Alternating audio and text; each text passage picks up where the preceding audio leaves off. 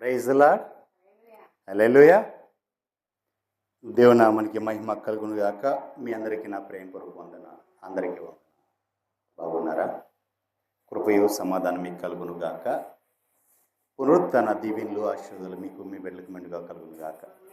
మరీ ముఖ్యంగా ప్రియులారా, మరి ఈ పునరుత్థాన దినం ప్రత్యేకమైన పునరుత్థాన దినం. ఈ దినానికి ఒక పేరుంది. ఇది ప్రత్యేకమైనది. ఏంటంటే మట్లాదివారం. దేవునికి మహిమ కలుగునుగా. హల్లెలూయా. మరి ఈ మట్లాదివారాన్ని పురస్కరించుకొని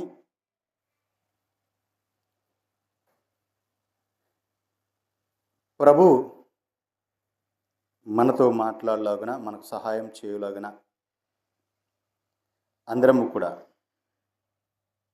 ఆయన మాట కోసం, ఆయన ఏం మాట్లాడబోతున్నారో ఆ మాట కోసం ఎదురు చూద్దాం.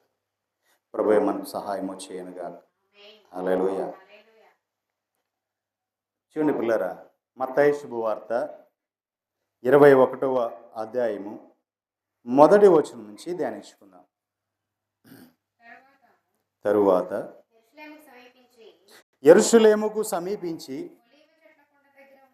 ఒలివ చెట్ల కొండ దగ్గర ఉన్న బెత్తేగు వచ్చినప్పుడు యేసు తన శిష్యుల్లో ఇద్దరిని చూసి, మీ ఎదుటనున్న గ్రామానికి వెళ్ళండి. వెళ్ళగానే కట్టబడి ఉన్న ఒక గాడిదయు దానితోనున్న ఒక గాడిద పిల్లయు మీకు కనపడును.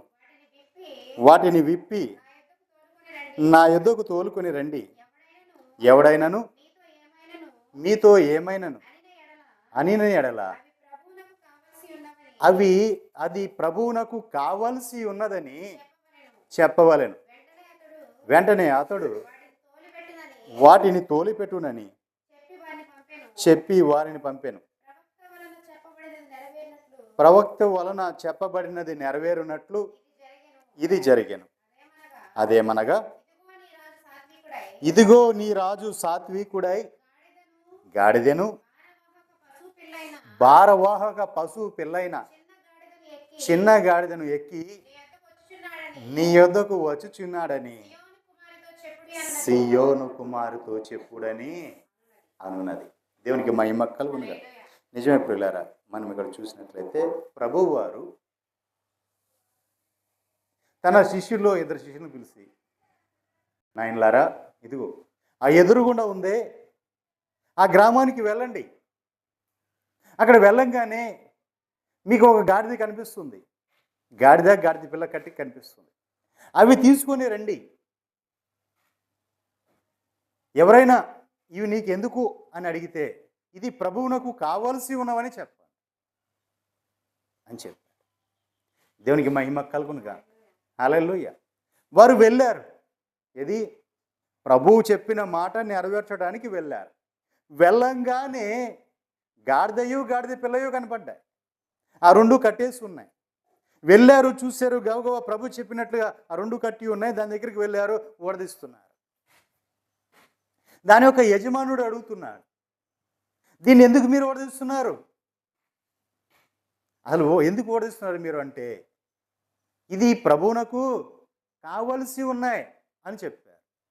అతనేమన్నాడు, ఏం మాట్లాడకుండా తీసుకుని వెళ్ళండి అన్నాడు. దేవునికి మహిమ కలుగును గాక. హల్లెలూయా.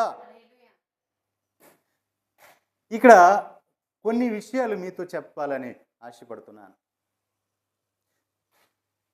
ప్రభువు వారికి ఎదురుగున్న గ్రామములో గాడిద పిల్ల కట్టి ఉన్నాయని ఏం తెలుసు? ఎలా తెలుసు? రెండోది, అక్కడ ఎవరైనా మిమ్మల్ని అడిగితే అన్నాడు. అంటే అడుగుతారని తెలుసు. అక్కడ అడుగుతారని తెలుసు. వాళ్ళకి ప్రభు కావాల్సి ఉన్నదని చెప్పాను అన్నాడు. దేవునికి మహిమ కలుగునుగా.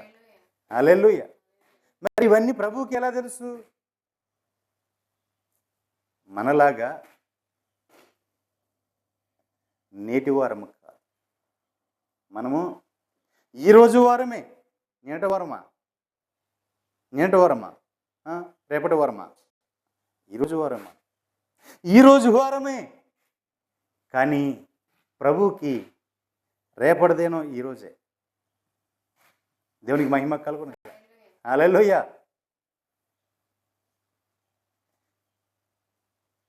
మనకి ఒక దినము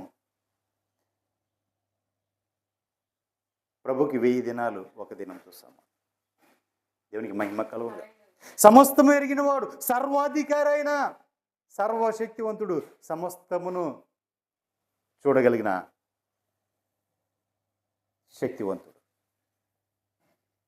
దేవునికి మహిమ కలుగును. ముందుగానే అక్కడ 2 సిద్ధపరచబడి ఉన్నాయి అని చెప్పి, గాడిద పిల్ల సిద్ధపరచబడి ఉన్నాడు. సమస్తం ఎరిగినవాడు ముందుగానే శిష్యులకు చెప్పి తీసుకురమ్మన్నాడు. దేవునికి మహిమ కలుగును. సమస్తమును సిద్ధపరచువాడు ఆయనే, సమస్తము ఎరిగినవాడు ఆయనే, సమస్తము జరిపించేవాడు ఆయనే. ముందుగానే ఈయనకి అవసరమని అక్కడ గాడిద పిల్లను అక్కడ సిద్ధపరిచింది ఆయనే. ఆ యజమానుడు దాని పెంచి అప్పటి వరకు పెంచుకున్న యజమానుడి దగ్గరకు వచ్చి ముందుగానే ఇది ప్రభునకు కావాల్సి ఉన్నదంటే కాదు అనలా. అదే మనం ఊరుకుంటామా? మా దొడ్లోకి వచ్చి మా గాడిదను నువ్వు ఓడ తీసుకుపోవడానికి నువ్వు ఎంత గొడవ పెడతా? అంతకీ ఇదైతే ఆయన్నే రమ్మను అని కూడా అంటాం. మనం అయితే ఏమంటాం? ప్రభునకు కావాలయ్యా, ప్రభు తీసమాట దీన్ని అంటే ఆయన్నే రమ్మను అంటాం మనం. కానీ అక్కడ అనలేదు. కారణం ఏంటి? ముందుగానే ఆయన కూడా తెలుసు. ఎవరికి? అప్పటి వరకు పెంచిన ఆ యజమానుడు కూడా తెలుసు అది ప్రభువుకి సిద్ధపరచబడి ఉన్నదని, ప్రభు కోసమే అవి ఏర్పరచబడి ఉన్నాయని చెప్పి అతనికి తెలుసు. ఎందుకంటే దాని మీద అంతకు ముందు ఎవరు కూడా అక్కడ కూర్చోలేదు, అది ఎవరిని కూడా మోయలేదు. దేవునికి మహిమ కలుగునుగా.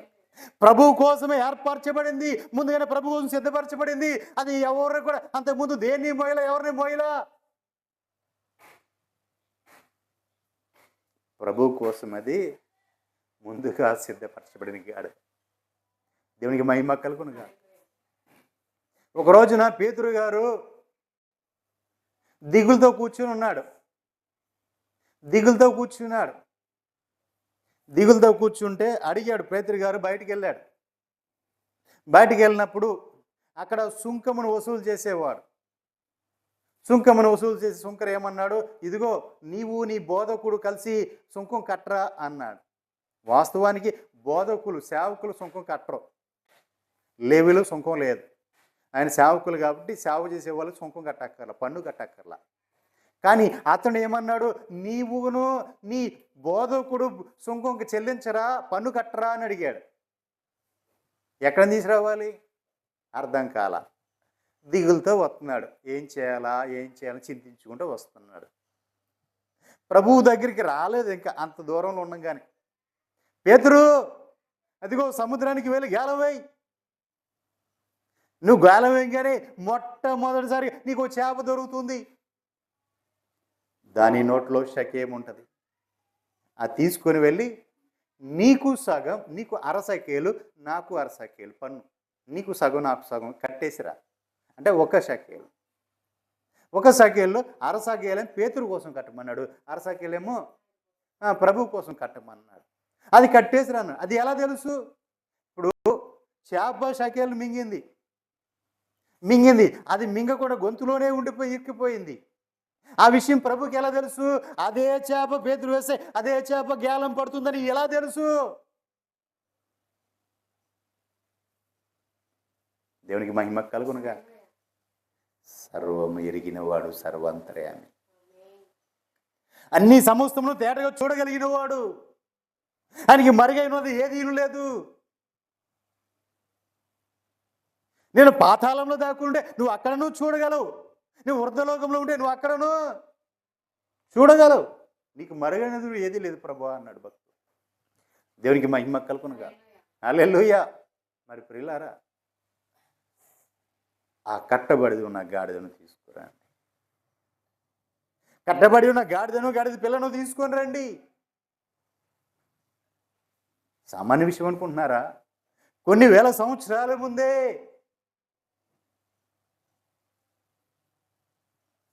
ప్రవక్తల ద్వారా పలికించారు. కొన్ని సంవత్సరాలకు ముందే ప్రవక్తలు పలికారు. సియోను, ఇదిగో నీ రాజు గాడిదను గాడిద పిల్లను ఎక్కి వస్తున్నాడు. దేవునికి మహిమ కలుగునుగా. హల్లెలూయా. చూసారా పిల్లారా, అప్పుడే సిద్ధపరిచేశాడు నా ప్రభు. ఆ సమయానికి అది సిద్ధపడిపోయి అక్కడ ఉండాలంతే. దేవునికి మహిమ కలుగునుగా. ఎవరైనా గాడిదని పెంచుకునేవాడు దాని మీద ఏ బరువు ఏ భారం వేయకోకుండా దాని ఊరికనే పెంచుతాడా? పశువులు పెంచుతున్నామండి, ఏ లాభం లేకుండా దాన్ని ఏం ఆశించుకుని పెంచుతున్నామా? మన పశువులు పెంచి గేదె పాలు ఇవ్వడానికి కోసం పాల కోసం పెంచుతాం. లేదా ఎడ్లు పెంచామంటే నాగలు దున్నడానికో బండి కట్టడానికో ఏదో బరువు మోయటం కోసం దాన్ని పెంచుతాం. ఊరిని ఏ లాభం లేకుండా పెంచుతామా? లేదా వాటిని పెంచి పెద్ద చేసి అమ్ముకుంటామైనా పెంచుతాం. అది మన స్వభావం. కానీ అక్కడ చూసి ఆ యజమానుడు ప్రభువు కోసమే పెంచాడు దాన్ని. అంతకుముందు ఎవరో దాని మీద కూర్చోలా. ఆ కాలంలో గాడిద మీద గంత కట్టుకుని వెళ్తూ ఉండేవాళ్ళు. ఎక్కడికి వెళ్ళాలన్నా కాలినడకనే వెళ్ళలేక దాని మీద ఎక్కి వెళ్తూ ఉండేవాళ్ళు. అలాంటిది తాను కూడా ఎప్పుడు ఎక్కలే దాని మీద. దేవునికి మహిమ కలుగునుగా. ఎందుకు అంటది ప్రభువు కోసమే సిద్ధపరచబడి ఉన్నది. దేవునికి మహిమ కలుగునుగా. హల్లెలూయా. మరి ఈ గాడిద దేవునికి మహిమ కలుగునుగా. ఆయన్ని మోయటం కోసమే సిద్ధపరచబడిన గాడిద. దేవునికి మహిమ కలుగునుగాక. హల్లెలూయా. నిజమే ప్రియులారా. మరి మీరు ప్రభుని మోస్తారా? మోసేవాళ్ళు ఉన్నారా? ఎరా మీరు ఎవరైనా ప్రభుని మోస్తారా? వీడు మాత్రం తలుగు కదా మోయినని. దేవునికి మహిమ కలుగునుగా. హల్లెలూయా. ప్రభుని మోసే గాడిద ఈ గాడిద. దేవునికి మహిమ కలుగునుగాక. హల్లెలూయా. గాడిద యూద గాడిద పిల్లను తీసుకురమ్మని 3వ వచనం చదవమ్మా.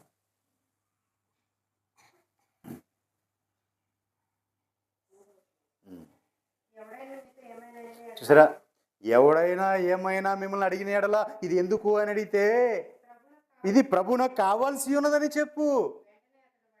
వెంటనే అతడు వాటిని తోలివేయును. అడిగాడు, నిజంగానే అక్కడ వెళ్ళంగానే అడిగాడు, ఎందుకే మీరు ఓడదీస్తున్నారు? ఎందుకు ఓడదీస్తున్నారు? దీన్ని కట్టేసి ఉన్నదని ఎందుకు ఓడదీస్తున్నారు అని దొడ్లో వాళ్ళ ఇంట్లో కట్టేసుకున్నాడు. ఎందుకు ఓడుతుంది అంటే అడుగుతున్నాడు, ఇది ప్రభువునకు కావాల్సి ఉన్నది అని చెప్పగానే తీసుకెళ్ళనని పంపించేశాడు. దేవునికి మహిమ కలుగునుగా. హల్లెలూయా. చూసా, ఇవన్నీ కూడా ప్రవక్తుల ద్వారా ముందుగానే ప్రవచించబడ్డాయి, ముందుగానే చెప్పబడ్డాయి. ఇవన్నీ కూడా అక్కడ నెరవేర్చబడ్డాయి. అన్నీ కూడా నెరవేర్చుకుంటూనే వచ్చాడు ప్రభు.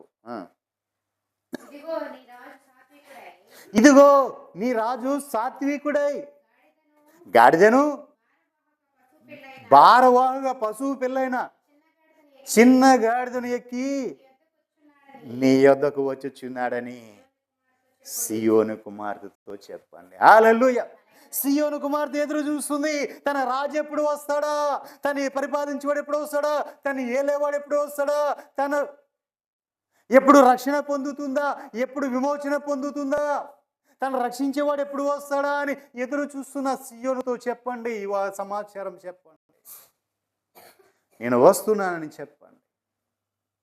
దేవునికి మహిమ కలుగునుగా. హల్లెలూయా. సియోను ఎదురు చూస్తుంది. దేనికోసం సియోను ఎదురు చూస్తుందంటే ఆ రాజు ఎప్పుడు వస్తాడు, నా రాజు ఎప్పుడు వస్తాడని ఎదురు చూస్తున్నా. ఆ సియోనుతో వెళ్ళి మీరు చెప్పండి, నీ రాజు ఇదిగో గాడిద పిల్లను ఎక్కి వస్తున్నాడని చెప్పండి. దేవునికి మహిమ కలుగునుగా. హల్లెలూయా. ఎన్నో శ్రమలు పడిన సియోను, ఎన్నో బాధలు అనిపించిన సియోను, ఎన్నో ఇబ్బందులు అనిపించిన సియోను ఆయన మీద తిరుగుబాటు చేసి, ఆయన మీద అతిక్రమం చేసి, ఆయన మాట వినకుండా ఆయన ఆజ్ఞలు తోసివేసి, ఆయన కట్లు విధులను అనుసరించకుండా తనకి ఇష్టానుసారంగా తిరిగిన సియోను శ్రమల పాలైంది, ఇబ్బందుల పాలైంది, బాధల పాలైంది, పట్టబడింది. అనేక దేశాలకు చెరగా పట్టబడ్డారు. తిరిగి వచ్చారు, తిరిగి సమకూర్చబడ్డారు, వచ్చారు. వచ్చిన తర్వాత ఇప్పుడు వాళ్ళని పరిపాలించడానికి సీయోనుకి రాజు లేడు, వాళ్ళని ఏలడానికి సీయోను రాజు లేడు, వాళ్ళని రక్షించడానికి సీయోనుకి రాజు లేడు, వాళ్ళని ఆదరించడానికి ప్రేమించడానికి సీయోనుకి రాజు లేడు. ఇదిగో ఈ మాట నువ్వు చెప్పు వెళ్ళి ఆ సీయోనుతో మీరు చెప్పండి. అది అంగలు అరుస్తుంది, అది ఎదురు చూస్తుంది. ఎప్పుడు వస్తాడా మెస్సయ్య, ఎప్పుడు వస్తాడా, ఎప్పుడు నన్ను రక్షిస్తాడా, ఈ పాపం నుంచి, ఈ దోషం నుంచి ఇదిగో నన్ను ఎప్పుడు పరిహరిస్తాడా, నేను చేసిన దోషాలు, నేను చేసిన పాపాల నుంచి నాకు ఎప్పుడు విముక్తి కలుగుతుందా అని సీయోను ఎదురు చూస్తుంది నా కోసం. సీయోను నా కోసం ఎదురు చూస్తుంది. వెళ్ళి చెప్పు. దేవునికి మహిమ కలుగునుగా. నీ రాజు వస్తున్నాడు అని చెప్పి. ఎలా వస్తున్నాడు చూసి చెప్తున్నాడు. గాడిద పిల్లని ఎక్కి వస్తుంది, ఊరేగుకుంటూ వస్తున్నాడండి. దేవునికి మహిమ కలుగునుగా. హల్లెలూయా. 6వ వచనం. శిష్యులు వెళ్ళి యేసు తమకు ఆజ్ఞాపించిన ప్రకారము చేసి ఆ గాడిదను దాని పిల్లను తోలుకొని వచ్చి వాటి మీద తమ బట్టలను వేయగా ఆయన ఆ గాడిద మీద వేసిన బట్టల మీద కూర్చున్నాడు. జన సమూహములను, అక్కడున్న జన సమూహములు అనేక మంది పోగైపోయారు. వాళ్ళ బట్టలన్నీ కూడా దారి పొడుగునా పరిచిరి. కొందరు చెట్ల కొమ్మలు నరికి దారి పొడుగున పరిచిరి. దేవునికి మహిమ కలుగును. చూడండి, కొందరేమో బట్టలు పరిచారు, కొందరేమో చెట్ల కొమ్మలు నరికి దారి పొడుగున పరిస్తే ఆయన గాడిదనెక్కి వస్తున్నాడు. ఎలా వస్తున్నాడు?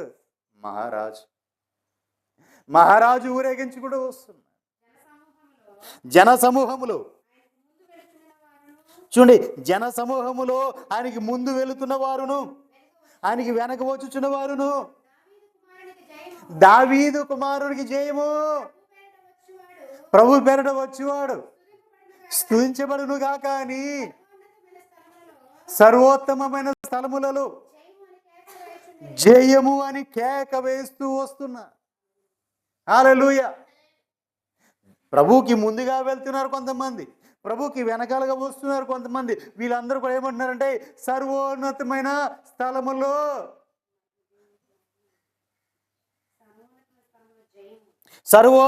స్థలములలో జయము అని కేకలు వేస్తూ వస్తున్నారు. రాజు వస్తున్నాడు, రాజు కేకలు వేస్తున్నాడు. సర్వోన్నతమైన స్థలములలో జయము, సర్వోన్నతమైన స్థలములలో జయము అంటే ప్రభు ఎక్కడున్నాడో అక్కడిది సర్వోన్నతమైన స్థలం, అక్కడ విజయం. జయం అంటే విజయం. ప్రభు ఎక్కడుంటే అక్కడ విజయం. సర్వోత్తమ స్థలం అదే, ఆయన ఉన్న స్థలాన్ని సర్వోత్తమ స్థలం. ఆ స్థలములో విజయము, పరలోకములో ఉన్నవారికి సమాధానం. దేవునికి మహిమ కలుగునుగా. హల్లెలూయా. దావీదు కుమారునికి జయము, ప్రభు పేరట వచ్చేవారు స్తుతించబడురుగాక, సర్వోత్తమైన స్థలములో జయము అనే కేకలు వేస్తూ వస్తున్నారు. దేవునికి మహిమ కలుగు. గొప్ప ఆర్భాటముతో అందరూ ఆనంద ధ్వనులతో ఆయన స్తుతించుకుంటూ గణపరుస్తూ ఆయన తీసుకుని వస్తున్నారు. ఆయనకి ముందు వెనక వారు ఉండి ఆయన తీసుకుని వస్తున్నారు. దేవునికి మహిమ కలుగునుగా. 10వ వచనం. ఆయన యెరూషలేములోకి వచ్చినప్పుడు పట్టణమంతయు, దేవునికి మహిమ కలుగునుగా. ఆయన యెరూషలేములోకి, ఆ పట్టణంలోకి అడుగు పెట్టగానే అసలు ఈయన ఎవరో అని అందరూ కూడా కలవరపడిపోతున్నారు. ఎందుకంటే ఆయన రాజుగా వస్తున్నాడు, ఆయన రాజుగా వస్తున్నాడు. ముందుగా ఆయన కోసం ప్రకటించబడినట్లుగా ఆ గాడిద పిల్లనెక్కి ఆయన రాజుగా వస్తుంటే జనములందరూ కూడా ఆయన సర్వోన్నత స్థలంలో మహిమ అంటూ అందరూ కూడా స్తుతిగానాలతో ఆయన కీర్తించుకుంటూ జయము జయము జయము, మెస్సయ్యకు జయం, రాజు పేరట వచ్చేవాడికి జయం అని ప్రకటన చేస్తూ స్తుతి గానాలతో ఆయన వస్తుంటే అక్కడ పట్టణంలో ఉన్న వాళ్ళందరూ కూడా ఆశ్చర్యపోతారు. అసలు ఎవరైనా ఆశ్చర్యపోతుంటే వాళ్ళు కొంతమంది అంటారు కదా, ఏమన్నారు కొంతమంది,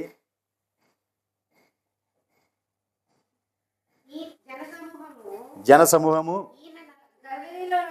ఈయన గలిలయలోని నజరేతు వాడైన ప్రవక్త యేసు అని చెప్పుకుంటున్నారు. దేవునికి మహిమక్కలను కాక.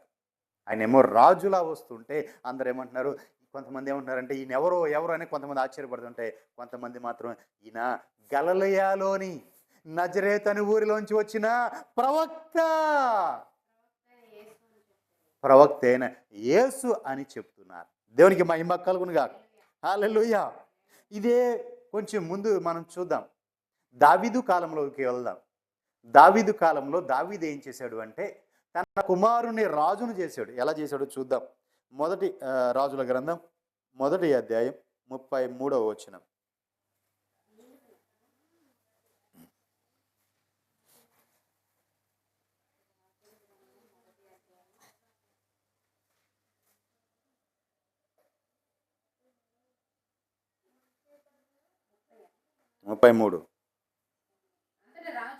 అంతటా రాజు మీరు మీ ఏలిన వాడినైనా దావీ చెప్తున్నాడు, ప్రజలతో చెప్తున్నాడు, అక్కడ ఉన్న సేవకులతో చెప్తున్నాడు, ఇదిగో మీరు మీ ఏలినవాడు అంటే నా సేవకులని మీరు, ఇదిగో నా చెప్పమ్మా, అక్కడున్న మీ ఏలినవాడైన నా సేవకులని పిలుచుకొని పోయి నా కుమారుడైన సొలొమోనును దేని మీద ఎక్కించాలంట? మహారాజు, చక్రవర్తి, అనేక దేశాలకు చక్రవర్తి అయిన దావీదు తన యొక్క కంచెర గాడిదను ఎక్కించి గిహోను నాకు తీసుకొని పోయి యాజకుడైన సాదోకును ప్రవక్త అయిన నాతానును అక్కడ ఇశ్రాయేలుల మీద రాజుగా అతనికి పట్టాభిషేకము చేసిన తరువాత మీరు బాకానాదము చేసి రాజైన సొలొమోను చిరంజీవి అగునుగాక అని ప్రకటన చేయవలెను.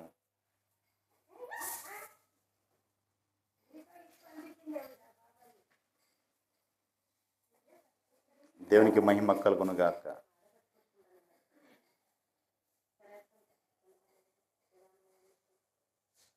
రాజైన దావీదు తన సింహాసనముందు తన కుమారుడు సొలొమోను రాజయ్యాడని మీరు ప్రకటించండి. రాజును చేయమని, అతను పట్టాభిషేకము చేయమని దావీదు తన సేవకులతో ఆజ్ఞాపించాడు. అక్కడ ఉన్న సేవకుడి దగ్గర తీసుకెళ్ళండి, అక్కడ ఉన్న యాజకుడి దగ్గర తీసుకెళ్ళండి, ప్రవక్తను కూడా తీసుకుని వెళ్ళండి, మీరందరూ కలిసి అతన్ని ఆశీర్వదించి పట్టాభిషేకం రాజును చేయండి అన్నాడు. దేవునికి మహిమ కలుగునుగా. హల్లెలూయా. దేని మీద రాజును చేసి తీసుకున్నామన్నాడు. తీసుకువెళ్ళేటప్పుడు తన్న గాడిద దావీదు యొక్క కంచెర గాడిద మీద ఎక్కించుకుని తీసుకెళ్ళమన్నాడు. వచ్చేటప్పుడు ఆ గాడిద మీద ఎక్కించుకొని ఊరేగించుకుంటూ తీసుకురమ్మన్నాడు. చూడండి 14 వచనం నుండి చూడండి, 44 వచనం. రాజు యాజకుడైన సాదోకును ప్రవక్త అయిన నాతానును యెహోయాదా కుమారుడైన బెనాయాను కెరేతీయులైన పిలాతీయులను అతనితో కూడా పంపగా వారు రాజు యొక్క కంచెర గాడిద మీద అతన్ని ఊరేగించారు. హల్లెలూయా. దేని మీద ఊరేగించారు? సొలొమోనును దేని మీద ఊరేగించారు? దావీదు యొక్క కంచెర గాడిద. అంటే దాని తర్వాత ఎవరు ఆసీనులై ఉండాలి, దాని మీద ఎవరు కూర్చోవాలి? దావీదు కూర్చున్నాడు. దావీదుది అంటూ ఒక గాడిద ఉంది, కంచెర గాడిద. ఆ గాడిద మీద తన తర్వాత తన కుమారుడు కూర్చొని రాజ్య పరిపాలన చేయడానికి ఊరేగించబడాలి. తన సింహాసనం మీద ఏ విధంగా అధిష్టానుడు అవ్వకముందే తాను దేవుడి సన్నిధికి వెళ్ళి అక్కడ పట్టాభిషేకం పొందంగానే అతన్ని ప్రజలందరూ చూసినట్లుగా ఊరేగించుకుంటూ తీసుకుని రావాలి. దేవునికి మహిమ కలుగునుగా. ప్రజలందరూ చూసినట్లంటే అందరికీ తెలియాలి, తేటపరచబడాలి. ఇదిగో గాడిద మీద వస్తున్నాడు అంటే రాజు పట్టాభిషేకం పొంది వస్తున్నాడు. ఎవరి గాడిద? దావీదు యొక్క గాడిద. అంటే దావీదు తర్వాత ఇతనే రాజు. దావీదుకు అనేక మంది కుమారులు ఉన్నారు. ఆల్రెడీ ఒకడు పక్కనే నేనే రాజుని ప్రకటించుకున్నాడు. కానీ కానీ దావీదు ఏం చెప్పాడు? నా గాడిద మీద ఎక్కించి తీసుకుని వెళ్ళండి. అంటే తన అధికారం అంతా కూడా నా తర్వాత నా కుమారుడు అయిన సొలొమోనుకే చెందుతుంది తప్ప మిగిలిన వాళ్ళకి చెందదు. దేవునికి మహిమ కలుగును. అది ఎవరిదంటే గాడిద? దావీదు యొక్క కంచర గాడిద, దావీదు గాడిద. దేవునికి మహిమ కలుగును. హల్లెలూయా. నిజమే ప్రియులారా,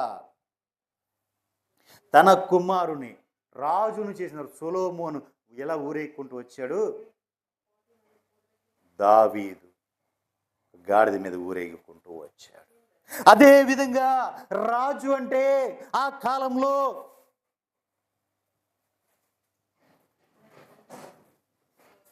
ఎక్కడ చూసారు పెడదాని పెడదాని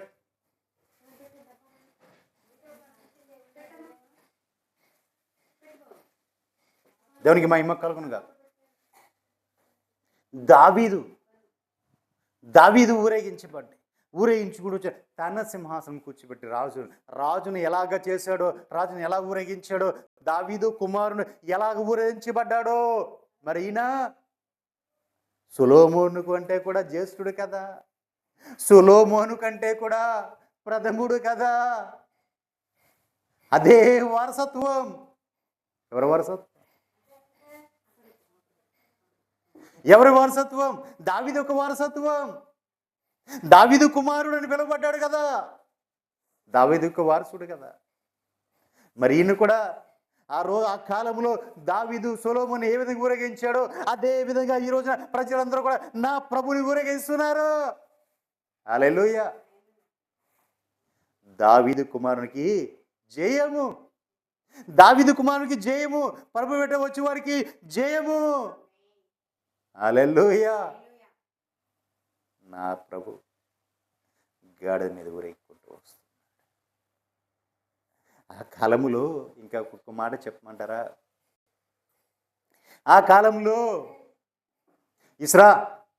ఇశ్రాయేలీలు రోమీలో యొక్క అంటే ఇప్పుడున్న రోమన్లు అంటే ప్రభుని సిలువేసిన వారు ఇటలీ వారు. ఇప్పుడున్నారే ఇటలీ, మన ఇటలీ పోపు గారు ఉన్నారే, అది ఆ సామ్రాజ్యం వాళ్ళు ఇటలీ వారు.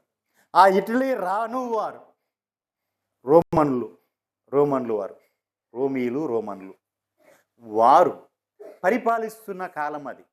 ఆ యెరూషలేముని ఆ ఇశ్రాయేల్ దేశంలో పరిపాలిస్తున్న కాలం అది. వారి నుంచి విడిపించబడటానికి, వారి నుంచి రక్షించబడటానికి ప్రజలు ఎదురు చూస్తుంది. సియోను కుమార్తె ఎదురు చూస్తుంది. ఎందుకు సియోను కుమార్తె ఎదురు చూస్తుంది అంటే ఆ ఇశ్రాయేల్ అందరూ కూడా వాళ్ళని రక్షించడానికి రాజు కావాలి, వారి చేతిలోంచి రక్షిస్తాడేమో అని చెప్పి ఎదురు చూస్తుంటే ఆ సియోను కుమార్తె నా ప్రభు వచ్చి, ఇదిగో మీరు వెళ్ళి సియోను కుమార్తెతో చెప్పండి, నీ రాజు గాడిదను ఎక్కి వస్తున్నాడు అని చెప్పి.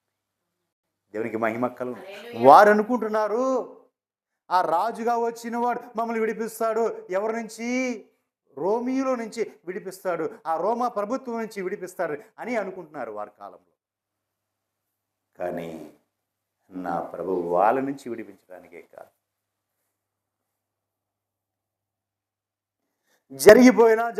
జరగబోయే కాలముల్లో ప్రతి ఒక్కరి నుంచి నిన్ను విడిపించడానికి నా ప్రభు వచ్చి ఉన్నాడు. దేవునికి మహిమ కలుగును. ప్రతి ఒక్కరి నుంచి నిన్ను విడిపించడానికి నా ప్రభు ఈ లోకానికి వచ్చి రాజుగా వచ్చాడు. దేవునికి మహిమ కలుగును గాక. హల్లెలూయా.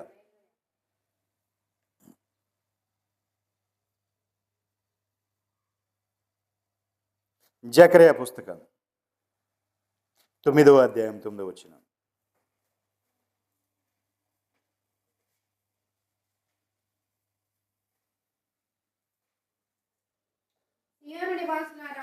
సియోను నివాసులారా, ఓ సియోను నివాసులారా, మీరు బహుగా సంతోషించండి. యెరూషలేము నివాసులారా, ఉల్లాసముగా ఉండుడి. చూసారా, యెరూషలేము ప్రజలు, సియోను ప్రజలు సంతోషించాలి, ఉల్లాసంగా ఉండాలి.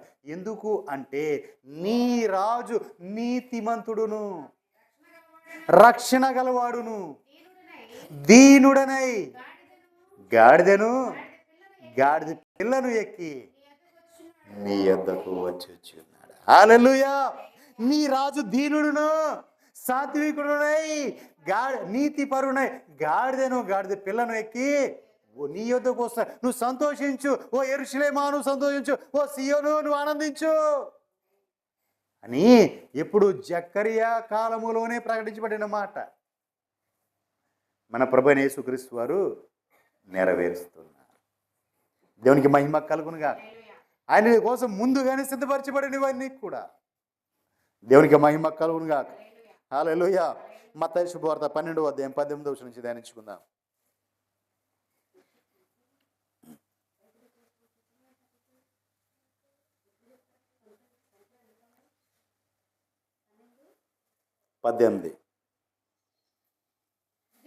ఇదిగో ఈయన నా సేవకుడు, ఈయన నేను ఏర్పరచుకుంటుని, ఈయన నా ప్రాణంకు ఇష్టడైన నా ప్రియుడు, ఈయన మీద నా ఆత్మను ఉంచేదను, ఈయన అన్యజనులకు న్యాయ విధులను ప్రచురము చేయును. ఈయన జగడమాడడు, కేకలు వేయుడు, వీధులలో ఈయన శబ్దం ఎవరికి వినపడదు. విజయము పొందుటకు న్యాయ విధిని ప్రబలము చేయి వరకు ఈయన నలిగిన రెల్లును విడవడు. మకమకలాడుచున్న అవిచనారము ఆర్పడవు. ఈయన నామమందు అన్యజనులు నిరీక్షించెదరు.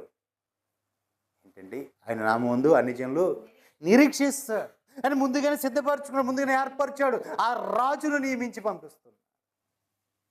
దేవునికి మహిమ కలుగు. తండ్రి ముందుగానే కుమారుని వచ్చి ఇదిగో ఈయన నా ప్రియ కుమారుడు, ఈయన మాట మీరు వినండి, ఈయన ఏర్పరచుకున్నవాడు, ఈయన మీకు న్యాయ విధులను బోధిస్తాడు. న్యాయ విధులను మీకు బోధిస్తాడు, దాని ప్రకారం మీరు నడుచుకోండి. దేవునికి మహిమ కలుగునుగా అని ప్రకటించాడు. ఎన్నో వచనానికి వచ్చేవమ్మా? 24 వరకు వచ్చాయి. చూడండి, అప్పుడు దయ్యం పట్టిన గుడ్డివాడు మోగవాడు ఒకడు వచ్చాడు. ఆయన వానిని స్వస్థపరిచినందున ఆ మోగవాడు మాట్లాడే శక్తియు చూపును కలవాడయ్యాడు. అందుకు ప్రజలందరూ ఆశ్చర్యపడిపోయి ఈయన దావీదు కుమారుడు కాడా అని చెప్పుకొనుచుండరి. దేవునికి మహిమ కలుగునుగాక. సరే, ఆయన అనేకమైన ఆశ్చర్యకార్యాలు అద్భుతాలు చేస్తున్నాడు. ఆ గుడ్డివాడు మాట్లాడుతున్నాడు, గుడ్డివాడు చూస్తున్నాడు, మోగవాడు మాట్లాడుతున్నాడు. అవి చూసి ప్రజలందరూ కూడా ఏం చెప్పుకున్నారు? ఈయన దావీదు కుమారుడు కాడా అని చెప్పుకుంటున్నాడు. మరి ఆయన దావీదు కుమారుడా కాదా? దావీదు కుమారుడుగానే వచ్చాడు ఈ లోకానికి, దావీదుకు వారసుడుగానే వచ్చాడు ఈ లోకానికి. అందుకే దావీదు యొక్క గాడిదని ఎక్కువ వచ్చాడు. దేవునికి మహిమ కలుగునుగాక. అతను పట్టాభిషేకం చేసిన తర్వాత సొలొమోను దావీదు ఒక గాడిద మీదకి ఊరేగించినట్లుగా మన ప్రభు కూడా గాడిదనెక్కి ఊరేగాడు. అంటే దాని అర్థం ఏంటంటే దావీదు యొక్క వారసత్వం, రాజ్యానికి వారసత్వం అని, ఆ రాజ్యాన్ని ఈయన పొంది ఉన్నాడు. దేవునికి మహిమ కలుగునుగాక. హల్లెలూయా. అందుకే దావీదు యొక్క వారసుడుగా పిలువబడ్డాడు. మత్తయి శుభవార్త అదే 21వ అధ్యాయం 23వ వచనం మనం చూసినట్లయితే,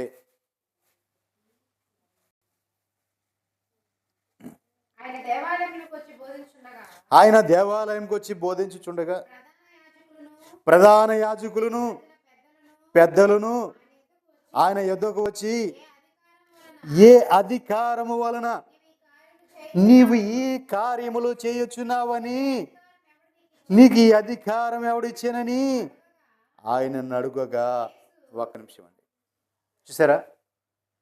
ఆయనేమో వచ్చి అక్కడ అనేక మంది సూచక్రియలు చేస్తున్నాడు. గుడ్డివారు, కుంటివారు, మోగవారు, కుష్టివారు, చెవిటివారు, చచ్చిన వారు అన్నీ బతికించుకుంటూ కార్యములు చేసుకుంటూ వస్తుంటే, ఇవన్నీ జరుగుతుంటే ఓస చేయగలవాడిని బాగు చేస్తే, ఇవన్నీ చేస్తే అక్కడున్న శాస్త్రులను, ప్రజల యొక్క పెద్దలను అక్కడికి వచ్చేసి అడుగుతున్నా, అసలు నువ్వు ఎవరు?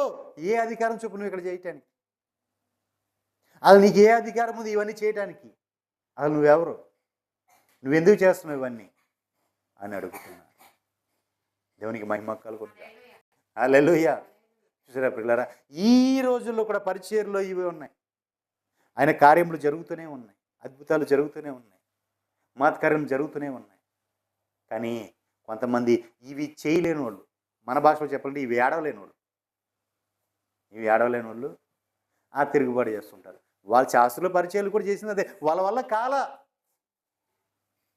వాళ్ళు చేద్దామని చూసే ఉంటారు, చేస్తే ఎందుకు పేరు వస్తుంది కదా, వారు చేద్దామని చూశారు, కానీ వాళ్ళ వల్ల వాళ్ళకి కృపలేదు, చేయలే. ఇప్పుడు ఈయన మీద తిరుగుబాటు. అది నువ్వు ఎవరో చేయడానికి? నువ్వు ఏ అధికారం చొప్పున చేస్తావు? ఈ అధికారం నీకు ఎవడిచ్చాడు? ఎవరివ్వాలండి? సర్వాధికారి అయినా, సమస్తమును ఎరిగిన వాడు, సర్వ సృష్టికర్త, సృజించిన వాడు, సమస్తం కలుగునుగా కానీ కలిగి ఉన్నాయి. సృష్టి ఆయన మాటకు లోబడుతుంది.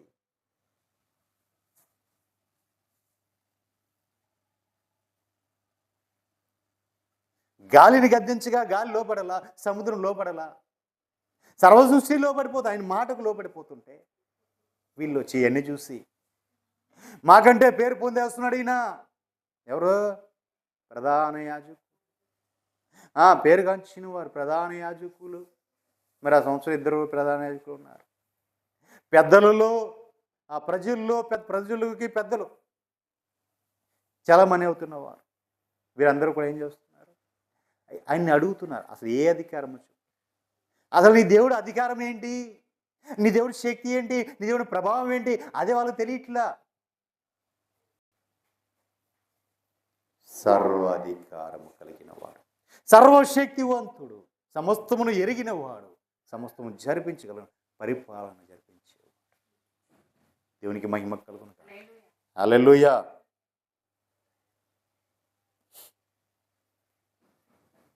కీర్తనల గ్రంథం చూడండి, ఒక మాట ఉంది. 132వ కీర్తన 1-2 వచనాలు మనం ధ్యానించుకుంటే,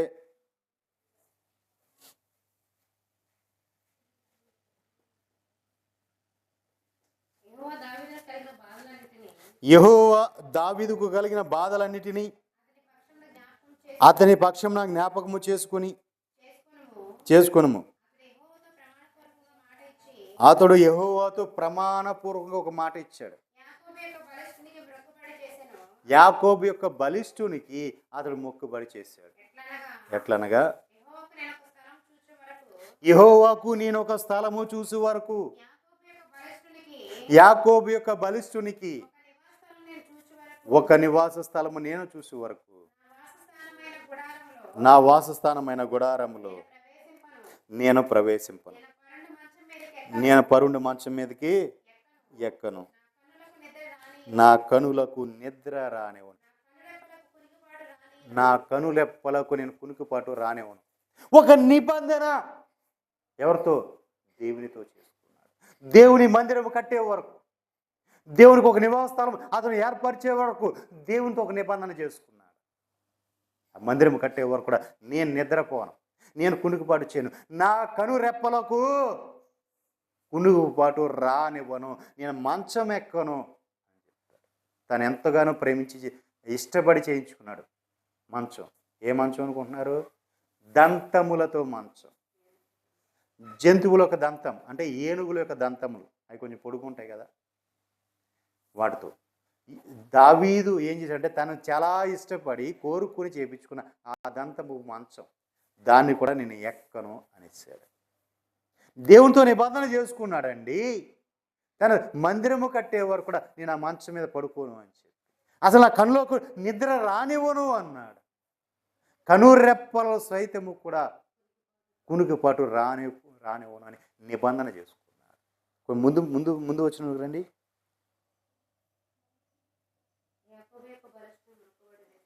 దానికి ముందు అంతకుముందు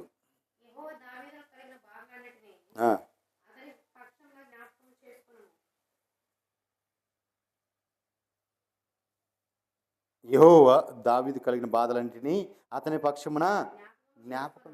ఎన్నో శ్రమలు, ఎన్నో బాధలు, ఎన్నో ఇబ్బందులు, ఎన్నో కష్టాలు వస్తున్నాయి, ఎంతో బాధ వస్తుంది, ఎన్నో శ్రమలు వస్తున్నాయి. అవన్నీ కూడా అనుభవిస్తూ అవన్నీ కూడా జ్ఞాపకం చేసుకో అంటున్నాడు.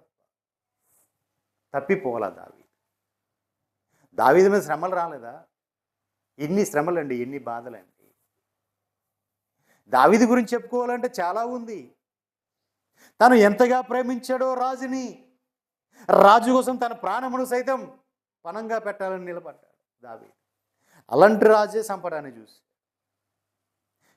తను చంపాలని చూసి ఎన్నో మార్లు చూశాడు. ఆఖరికి తను వదిలించుకోవడం కోసం ఫిలిష్తీయుల చేతికి అప్పగించడానికి, నువ్వు ఒక్కడే వెళ్ళి, ఇదిగో నా కూతురు నీకు ఇస్తాను, నువ్వు ఒక్కడే వెళ్ళి 100 మంది ఫిలిష్తీయుల ముంగోలను తీసుకుంటారా అన్నాడు.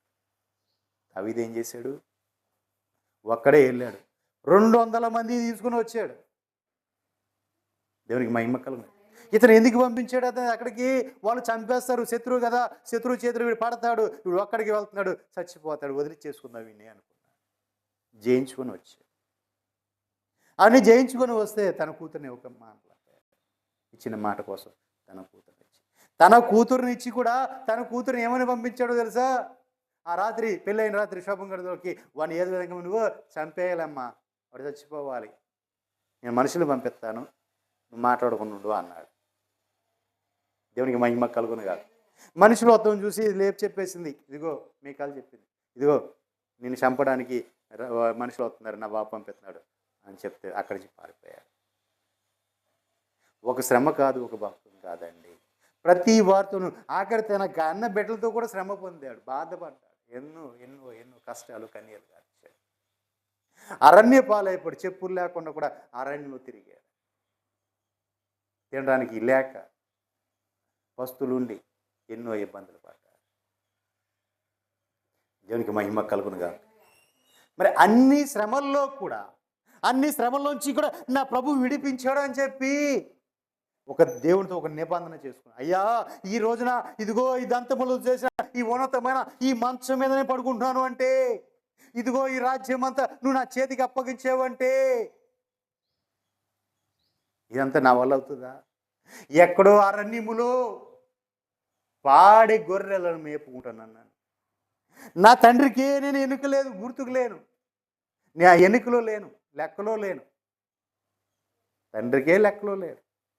ఎక్కడో ఒకడు ఉండాలి, ఉండాలి ఒకడు, ఇంకెవడన్నా ఉండాడయ్యా, వీళ్ళందరూ 7 చూపించాడు, వీళ్ళందరూ కాదు, దేవుడు వీళ్ళు ఎవరిలో కోరుకోవాలా, ఇంకే నీకు పుట్టినోడు ఎవడైనా ఉండాడా అంటే అప్పుడు ఆలోచించాడు, ఒకడు ఉన్నాడు అరణ్యంలో గొర్రెలు మేపుకుంటూ ఉన్నాడు, ఆయన తొందర తీసుకున్నా అన్నాడు సమయం.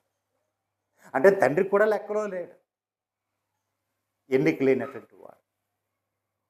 ఎన్నిక లేని ఆ దావీదు అరణ్యములో ఒంటరిగా ఉంటూ మందను మేపుకుంటున్నవాడు, గొర్రెలను మేపుకుంటున్నవాడిని తీసుకొని వచ్చి తన యొక్క ప్రజల మీద పరిపాలించడానికి తనని రాజుగా నియమించి ఉన్నతమైన స్థానాన్ని దావీదు అంటున్నాడు కదా. ప్రభువా, ఇదంతా ఎవరు చేశారయ్యా? గొర్రెలు మేపుకున్నవాడిని తీసుకొచ్చి ఈరోజు నీ ప్రజలను మేపడానికి, నీ ప్రజలను పరిపాలించడానికి అధికారిగా నియమించావు. ఈ ధన్యతంతా ఎవరిదయ్యా? నాకే మంచి ఉంది, ఏ నీతి ఉంది నాలో, ఏ పరిస్థితి ఉంది నాలో, నేను అర్హుడు కాదు కదా, అయినాను నన్ను ఇంతగా హెచ్చించావు. అయ్యా, నీకు నివాస స్థలాన్ని నేను ఒకటి ఏర్పరచాలి. నేను ఇదిగో పరంచి వేసిన ఇంట్లో నేను ఉంటున్నా, నీకు ఇదిగో నువ్వు చూస్తే అదిగో ఆ గుడారంలో నీవు ఉంటున్నావు.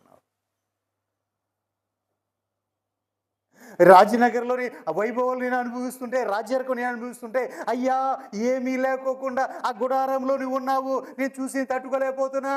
ఇంత ఆశీర్వాదం అంటే, ఇంత సమృద్ధి అంటే, ఇదిగో ఎంతగా కృప చూపావు అంటే, ఈ కృపకు కారణం పొందాను అంటే అది నీ కృపే కదా. అలాంటిది నీవు ఆ స్థాయిలో ఉంటే నేను ఈ రాజ్యభోగం అనుభవించడం ఏంటయ్యా? ఇది కూడా నాకు అక్కర్లా. నీకు ఒక మందిరం ఏర్పరిచే వరకు, నీకు ఒక నివాస స్థలం ఏర్పరిచే వరకు ఇవన్నీ కూడా నాకు దూరంగానే ఉంటాయి. నా కనురెప్పలకు కూడా కునికిపోటు రానివ్వకుండా నేను ఉంటానయ్యా అని దేవునితో ఒక తీర్మానం చేసుకుని ఒక నిబంధన దేవుడితో చేశాడు. దేవునికి మహిమ కలుగును గాక. హల్లెలూయా. మరి మనమండి, మనం అలా ఉండగలుగుతున్నామా? ఏమండి, మనం అలా ప్రమాణపూర్వక దేవునితో ఎన్ని నిబంధనలు చేశాం, ఎన్ని వడంపులు చేసుకున్నాం. మన అవసరం తీరంగానే మర్చిపోతాం. మన అవసరం తీరంగానే మర్చిపోతున్నా, గుర్తుండట్లేదు. దేవునికి మహిమ కలుగునుగా. హల్లెలూయా. కానీ దావీదు అట్లా లేడండి. అందుకే దావీదు తన బిడ్డలు తరతరాలు నిత్యము నిలిచిపోయేటట్టుగా ఆ సింహాసనాన్ని దావీదుకి ఇచ్చేసాడు. దేవునికి మహిమ కలుగునుగా. హల్లెలూయా. కింద వచ్చిన 3. యాకోబు యొక్క బలిష్ఠుడికితో మొక్కుబడి చేశాడు దావీదు. ఎట్లనగా, యెహోవాకు నేను ఒక స్థలము చూసి వరకు, యాకోబు యొక్క బలిష్ఠునికి నేను నివాస స్థలం చూసి వరకు. చూసారా, తాను వాసస్థలం, తను నివసించే గుడారంలోకి నేను వెళ్ళను. నేను పరుండు మంచం మీదకి నేను ఎక్కను. నా కనులకు నేను నిద్ర రానివ్వను. నా కనురెప్పలకు నేను కునుకుపాటు రానివ్వను అని దేవుడితో ప్రమాణం చేసుకున్నాడు. దేవునికి మహిమ కలుగునుగా. హల్లెలూయా. దేవునికి మహిమ కలుగునుగా.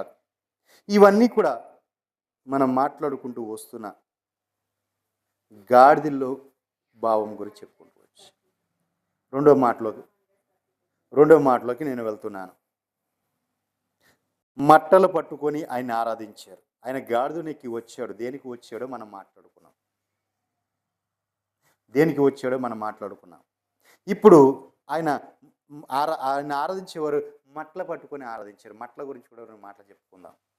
మా పిల్లగాడు ఒకడు మటన్ తీసుకొచ్చాడు. చూపించండి. గాడిదనే తీసుకురాలేదులే, మటన్ తీసుకొచ్చాడు. అది తీయండి, చూపిద్దాం. దేవునికి మహిమ కలుగునుగా. హల్లెలూయా. పట్టుకుంటారా? దేవునికి మహిమ కలుగునుగా. ఇదిగోండి మట్ట. ఏ మట్ట ఇది? ఈ మట్ట ఈత మట్ట. దేవునికి మహిమ కలుగునుగా. హల్లెలూయా. వెళ్ళిపోమ్మా. చూడండి, చక్కగా అలంకరించారు కదా పూలతో. దేవునికి మహిమ కలుగునుగా. హల్లెలూయా. నిజమే ప్రియులారా, ఈత మట్ట. ఇది ఈత మట్ట. మాట్లాడుకుందాం. దేవునికి మహిమ కలుగునుగా. చూడండి, యోహాను శుభవార్త 12వ అధ్యాయం 13వ వచనం.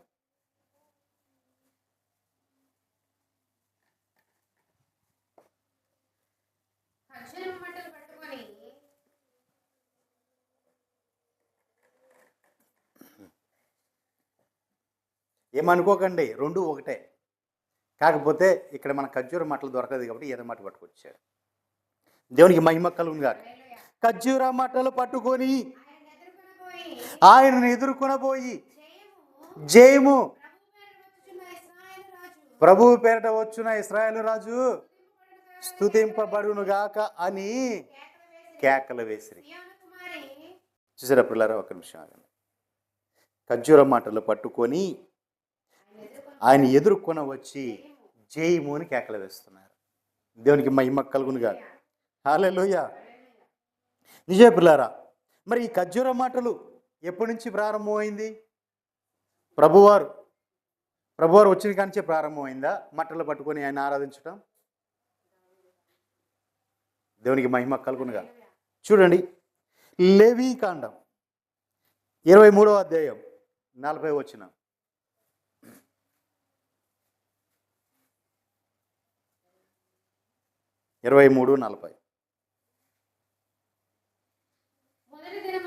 మొదటి దినమున మీరు దబ్బ పండ్లను, ఈత మట్టలను, గొంజి చెట్ల కొమ్మలను, కాలువల యొద్ద నుండి నిరవంజి చెట్లను పట్టుకొని 7 దినములు మీ దేవుడైన యెహోవా సన్నిధిని ఉత్సాహించుచుండవాలెను. ఎన్ని దినాలండి? 7 రోజులు పట్టుకునే ఉత్సాహించాలి. 7 రోజులు పట్టుకు ఊరేగాలి దేవుని సన్నిధిలో. దేవునికి మహిమ కలుగునుగా. ఉందా? ఏ మట్ట ఉందా దాంట్లో? దేవునికి మహిమ కలుగు. ఇవన్నీ పట్టుకొని ఆయన సన్నిధికి రావాలి. 7 రోజులు ఆయన సన్నిధిలో ఉండాలి. దేనికి? అది ఏం పండుగ? పర్ణశాలల పండగ అంటారు. 8 రోజులు ఆచరిస్తారు. ఏం పండగ? పర్ణశాలల పండగ. ఈ పర్ణశాల పంటలు వచ్చినప్పుడు ఇవన్నీ ఈ మట్టలన్నీ పట్టుకొని రావాలి. అంతేకాదు, కాయలు కూడా ఉన్నాయి. ఏం కాయలు? దబ్బకాయలు. అట్లా చూస్తాయంటే మా ఉందా చూడు, బైబిల్ ఉందా?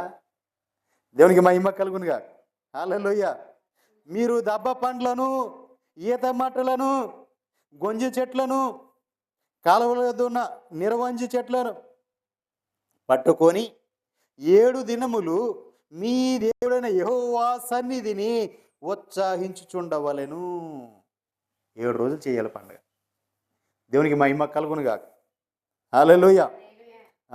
41వ అధ్యాయం వచనం.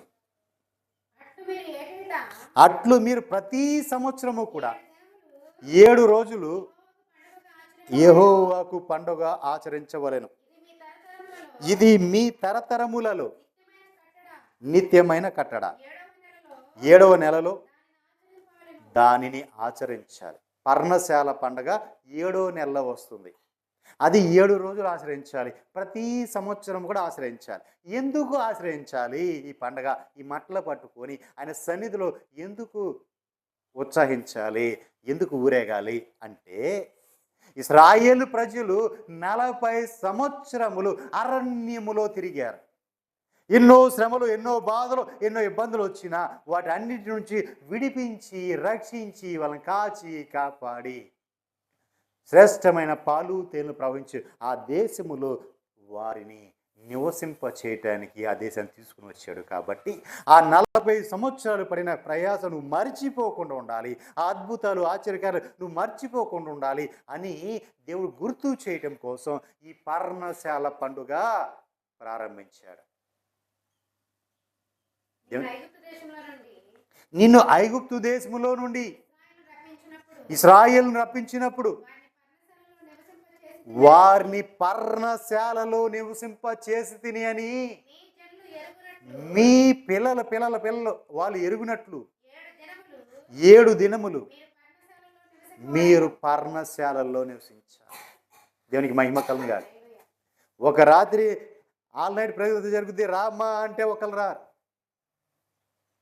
మరి కుటుంబాలుగా ప్రతి సంవత్సరం కూడా 7 రోజులు ఆయన మందిరములో నివసించాలి. ప్రతి సంవత్సరం అది కట్టడా, ఆయన విధించిన విధానం అది. దేవునికి మహిమ కలుగునుగా. హల్లెలూయా. ఆయన నియమించిన నియమం అది 7 రోజులు ఉండాలి, మందిరంలోనే ఉండాలి. యెహోవా మోషేకు ఎలాగూ సెలవిచ్చారు, నీవు ఇశ్రాయేలుతో ఎటనుము, ఇదిగో ఈ 7వ నెల 15వ తారీఖు మొదలుకొని 7 దినములు 7 రోజులు యెహోవాకు పర్ణశాల పండుగలు జరపాలి. వాటిలో మొదటి రోజు మీరందరూ కూడా పరిశుద్ధ సంఘముగా కూడుకోవాలి. అందులో మీరు జీవనోపాధి అయిన, అంటే మీరు సంపాదించుకోవడానికి తినడానికి కావాల్సిన ఏ పని కూడా చేసుకోకూడదు. 7 రోజులు కూడా మీరు దేవుని మందిరములోనే హోమం చేయాలి. 8వ రోజున మీరు పరిశుద్ధ సంఘముగా కూడి యెహోవాకు హోమార్పణము చేయాలి. అది మీకు వ్రత దినముగా ఉండాలి. అందులో మీరు జీవనోపాధి సంపాదించుకోవడానికి ఏ పని కూడా చేయకూడదు. యెహోవా నియమించిన విశ్రాంతి దినాలు, అంటే అప్పుడు శనివారాలు, ఇప్పుడు ఆదివారాలు కాకుండా మీరు దానములు ఇచ్చే, అంటే దేవుడి కోసం, అయ్యా ఈరోజు నేను ప్రదర్శించుకున్నా ఈరోజు నేను ఏ పని చేయకుండా మీ సన్నిధిలోనే, మీ మందిరంలోనే ఇక్కడే ప్రార్థన చేసుకుంటా నేను కాలం గడిపేస్తా ఈరోజు అని దేవుడి కోసం ప్రతిష్ఠించుకోవాలి కొన్ని దినాలు. అలాంటి దినాలు కూడా కాకుండా, మీ మొక్కుబడి దినాలు కాకుండా, మీరు యెహోవాకు స్వేచ్ఛ అర్పణలు ఇచ్చే దినాలు కాకుండా, యెహోవాకు హోమ ద్రవ్యములేమి, దహన బలి ద్రవ్యములేమి, నైవేద్యములేమి, బలిలేమి పానీ అర్పణలేమి అర్పించుటకై పరిశుద్ధ సంఘం అంటే అందరూ కలిసి కూడుకునే ఆ పరిశుద్ధ సంఘమైన దినములుగా మీరు చాటింపవలసిన యెహోవాకు నియమింప కాలములు ఇవి. ఆ 7 రోజులు కూడా ఏ అర్పణ ఆ రోజు అర్పించాలో అర్పించి ఆ దినమున దాన్ని తీసుకుని రావాలి. ఒకటి ముందు రోజు ఒకటి వెనక రోజు కాదు, ఏ రోజుగా ఏ అర్పణ కావాలో ఆ అర్పణను తీసుకుని రావాలి. అయితే 7వ నెల 15వ తారీఖున మీరందరూ కూడా భూమి పంటను కూర్చుకొనగా 7 దినములు యెహోవాకు పండగ ఆచరింపవలెను. మొదటి దినము విశ్రాంతి దినము, 8వ దినము విశ్రాంతి దినము. అంటే చూడండి, మొదటి దినము విశ్రాంతి దినము, ఆఖరి ముగిచ్చే రోజు కూడా విశ్రాంతి దినం అంటే ఆదివారము. మనకి విశ్రాంతి దినం ఎప్పుడు? ఆదివారం. అందుకే ఈ మట్టల ఆదివారం అనే పేరు వచ్చింది.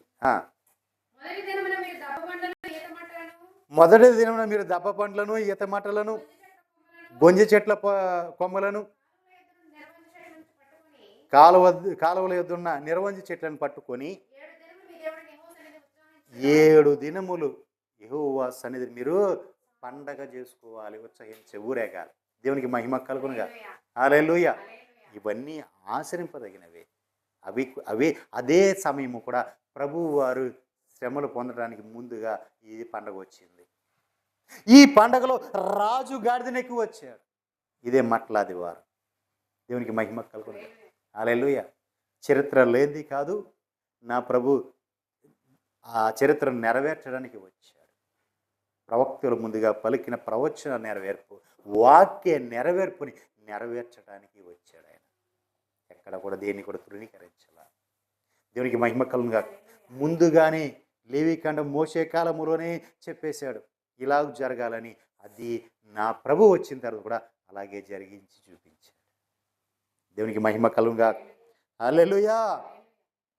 పర్ణశాల పండుగలు. దేవునికి మహిమ కలుగునుగా. హల్లెలూయా. అంతేకాదు ఈ మట్ట అక్కడితో అయిపోవాలా, మట్ల ఊరేంపు అక్కడితో అయిపోవాలా. ప్రభు వచ్చాడు, ప్రభుతో ఆరాధించాం కాబట్టి అక్కడితో అయిపోయి అనుకో మాకండి. ఇంకా ఉంది. ప్రకటన గ్రంథంలోకి రండి.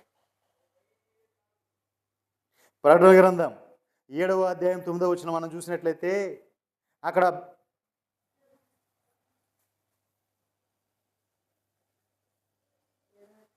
తొమ్మిదవ వచనం, అటు తర్వాత నే చూడగా ఇదిగో ప్రతి జన్మలో నుండి, ప్రతి వంశములో నుండి, ప్రజల్లో నుండి, ఆయా భాషలు మాట్లాడు వారిలో నుండి వచ్చి ఎవడును లెక్కింపచాలని ఒక గొప్ప సమూహము కనపడెను. వారు తెల్లని వస్త్రములు ధరించుకున్న వారై ఖర్జూర మట్టలు చేత పట్టుకొని సింహాసనం ఎదుటను గొర్రెపిల్ల ఎదుటను నిలవబడి సింహాసనాసీనుడైన మా దేవునికి గొర్రె పిల్లకును మా రక్షణకై స్తోత్రమని మహాశబ్దముతో వెలిగెత్తి చెప్తున్నారు. హల్లెలూయా. సింహాసనుడైన ప్రభువుకి గొర్రె పిల్లకను మా రక్షణకు, ఇదన్నీ కూడా మా రక్షణకై స్తోత్రం అని చెప్పి మట్టలు పట్టుకొని ప్రభుని ఆరాధిస్తున్నారు. హల్లెలూయా. జరగబోయే కాలంలో కూడా మట్టలు ఉన్నాయి. భూమి మీదే కాదు, ఎక్కడ పరలోకములో కూడా మట్టలతో ఆరాధించాలి. దేవునికి మహిమ కలుగునుగా. హల్లెలూయా.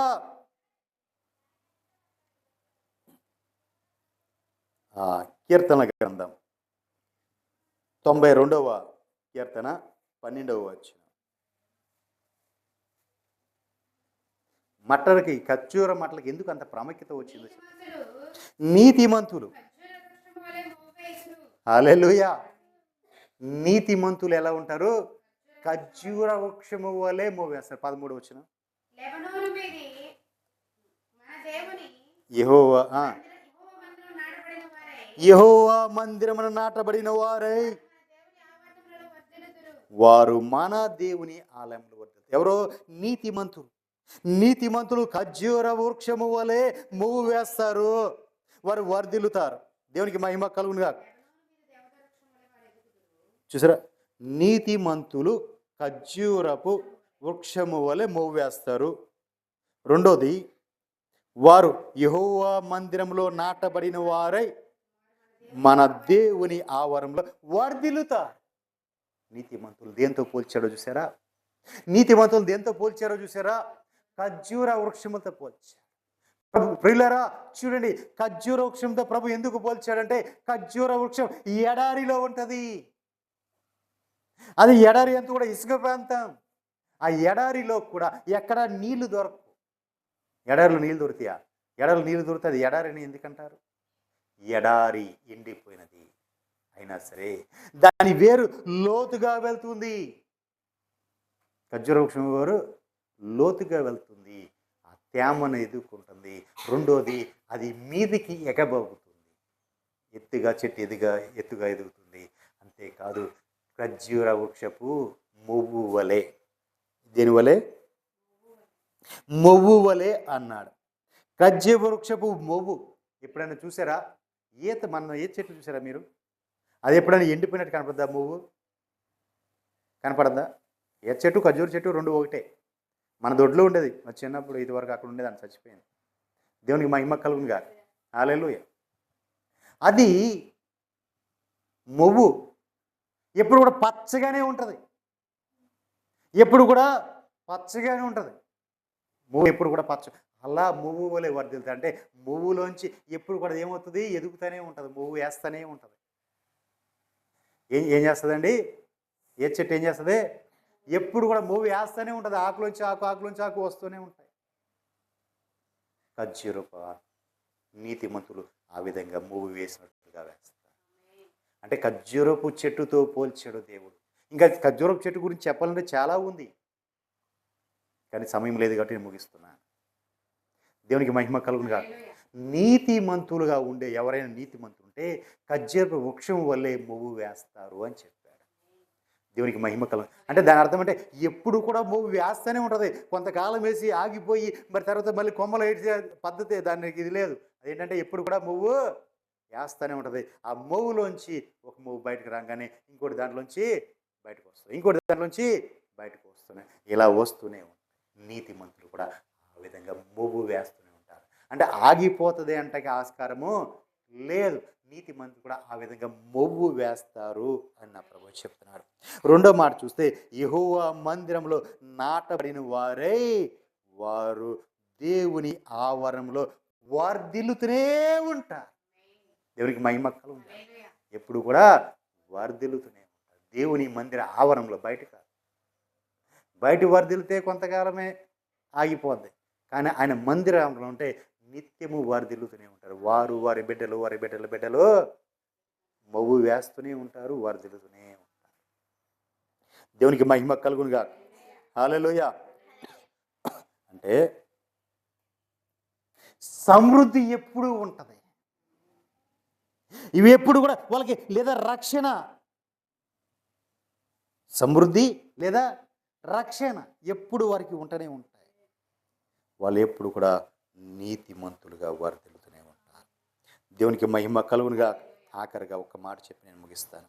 యెషయా పుస్తకం 55వ అధ్యాయం. యెషయా పుస్తకం 55వ అధ్యాయం మొదటి వచనం నుంచి 6వ వచనం వరకు నిదానంగా ధ్యానించుకుంటారండి.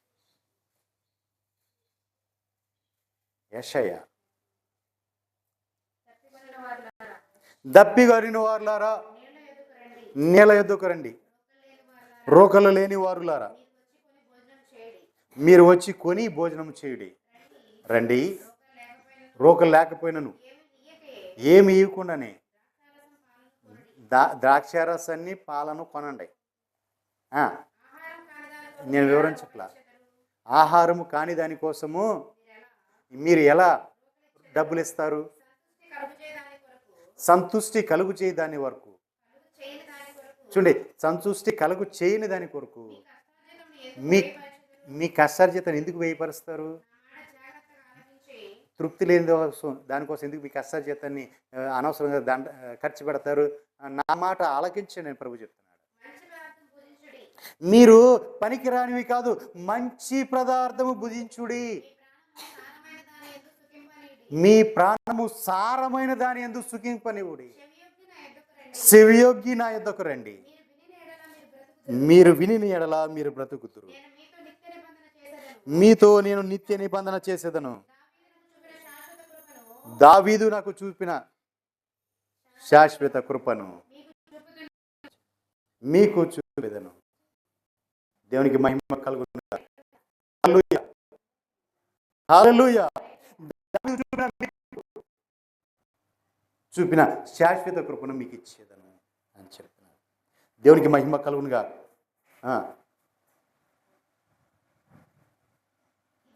ఇదిగో జనములకు సాక్షిగా అతన్ని, జనములకు సాక్షిగా అతన్ని నియమించి తిని, జనములకు రాజుగాను అధిపతిగాను అతన్ని నియమించి తిని. నువ్వు ఎరగని జనులు నువ్వు పిలిచేదవు. నిన్ను ఎరగని జనులు యెహోవా నిన్ను మహిమపరచుట చూసి నీ దేవుడైన యెహోవాను బట్టి, ఇశ్రాయేలు పరిశుద్ధ దేవుని బట్టి నీ ఎదుకు పరిగెత్తుకొని వచ్చాడు. యెహోవా నీకు దొరుకు కాలమందు ఆయన వెతుకుడి. ఆయన సమీపంలో ఉండగా ఆయన భక్తిహీనులు తమ మార్గములను విడవలెను, దుష్టులు తన తలంపులు మానవలెను. వారు యెహోవా వైపు తిరిగిన ఎడల ఆయన వారి యందు జాలిపడును.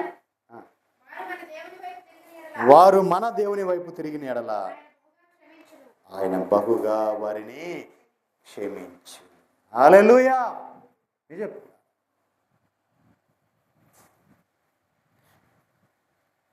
ఆయన ఎవరు నియమించారు? తన సేవకుడైన ఆ రాజు మన ఊరేగుకుంటూ వస్తున్నాడే, ఆ రాజు గురించి ఇప్పుడు అంతా మనం చెప్పుకున్నది. ఆ ఊరేగుకుంటా మట్ల పట్టుకొని వస్తున్నారే ఆ రాజు గురించి చెప్పాం. దేవుడు ఏం చేశాడు? ఆ రాజుని జనములకు సాక్షిగా అతన్ని నియమించి, జనములకు రాజుగా అధిపతిగా అతన్ని నియమించాడు. దేవునికి మహిమ కలుగునుగా. మన ప్రభు ఎలా ఉన్నాడు? జనములకు సాక్షిగాను అధిపతిగాను నియమించబడి. దేవునికి మహిమ కలుగునుగా. హల్లెలూయా. కాబట్టి ప్రియులారా, మరి ఈ మంచి పండగ రోజు మట్ల ఆదివారం రోజున నీ రాజు గాడిద పిల్లను ఎక్కి నీ యొద్దకు వస్తుంది. దేవునికి మహిమ కలుగు. నీ యొద్దకు వస్తున్నాడు కాబట్టి నువ్వేం చేయాలి? దేవుడు నీకు దొరుకు సమయంలో, నీకు సమీపంగా ఉన్న సమయంలో ఆయన నీవు చేరుకోవాలి. ఆయన నువ్వు ఎదగాలి, ఆయన నువ్వు పట్టుకోవాలి. ఆయనతో జీవించు. అట్టి కృప పరిశుద్ధ దేవుడు మనకు అనుగ్రహించునుగా. హల్లెలూయా. ప్రార్థన చేసుకుందాం. మరి ప్రియులారా, ఇంకా ఈరోజు ఆదివారం, ఇంకా 2 దినాలు మాత్రమే ఈ మాసం ఉంది. ఈ మాసం ఈ 2 దినాలతో ముగించబడుతుంది. తర్వాత మరి 1, 2, 3 అంటే సోమ, మంగళ, బుధ ఈ 3 దినాలు, క్షమించండి, బుధ, గురు, శుక్రవారం ఈ 3 దినాలు కూడా సంఘక్రమమైన ఉపవాస క్రమాలు. ఈ 3 దినాలు కూడా విమోచన పండుగలు. సంఘానికి ఏం పండుగలు? విమోచన పండుగలు సంఘానికి. మరి కుటుంబాలతో రండి. మీ శాప, దుఃఖ, పాప పరిహారార్థమై నువ్వు ఏ శ్రమలో ఉన్నావో, ఏ శోధనలో ఉన్నావో, ఏ శాతబడి శక్తిలో ఉన్నావో, ఏ మాంత్రిక శక్తిలో ఉన్నావో, నువ్వు ఏ శోధనలో ఉన్నావో నాకు తెలియదు.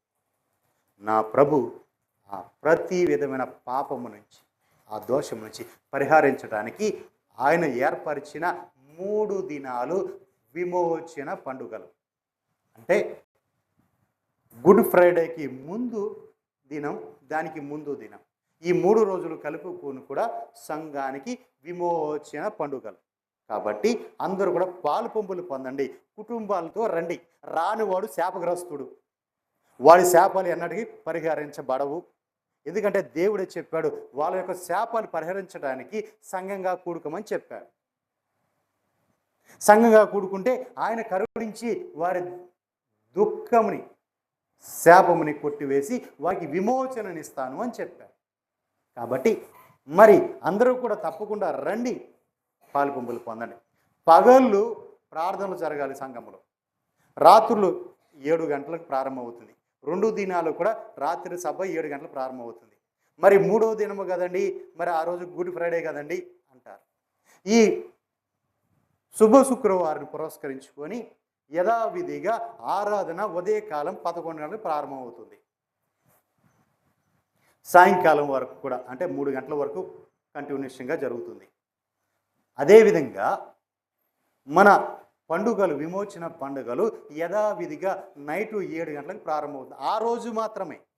మిగిలిన దినాలన్నీ కూడా 2 దినాలు కూడా, బుధవారం గురువారము 2 దినాలు కూడా 7 గంటలకు ప్రారంభమవుతుంది. 7 గంటలకు సభ ప్రారంభమవుతుంది. కానీ శుక్రవారం కూడా నైట్ 7 గంటలకు ప్రారంభమవుతుంది. కానీ గుర్తుపెట్టుకోవాల్సింది ఏంటంటే శుక్రవారం ఉదయం 11 గంటల నుంచి ఆరాధన ఉంది. ఈ 2 దినాలు మరి ఏంటంటే పగలు మందిరంలో ప్రార్థనలు ఉంటాయి.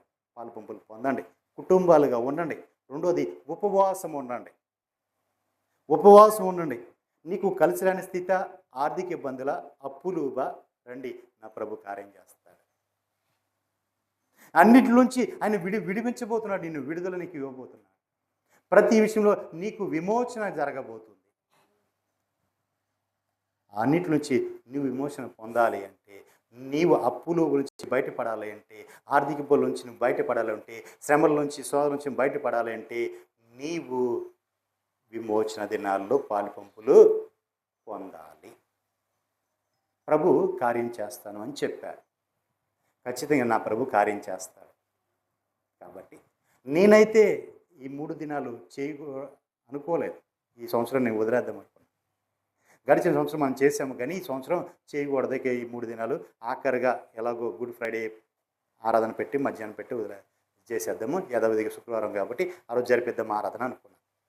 కానీ నా ప్రభువే నాతో అడిగారు, నన్ను నువ్వు ఎందుకు చేయను అనుకున్నాను ఈ సంవత్సరం.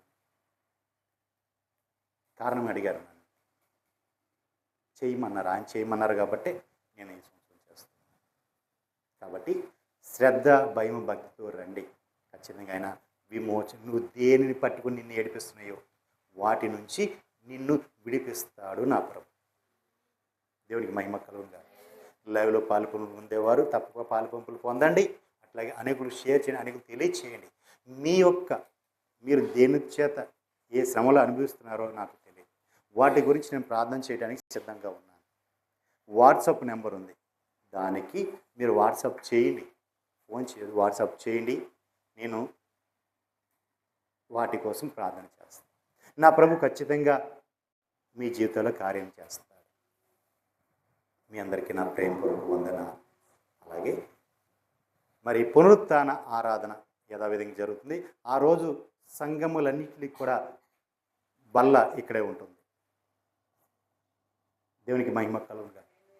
ఎందుకంటే అదే రోజు, నెలలో మొదటి రోజు వచ్చింది కాబట్టి, 5వ రోజు మొదటి ఆదివారం వచ్చింది కాబట్టి, మరి అదే ఆ రోజు ప్రతి నెల మొదటి ఆదివారం ప్రభు బల్లలో మనమంతా కూడా రక్తమాంసాల్లో పాలు పంపులుతున్నాం కాబట్టి, అదే రోజు పండగ రోజున కూడా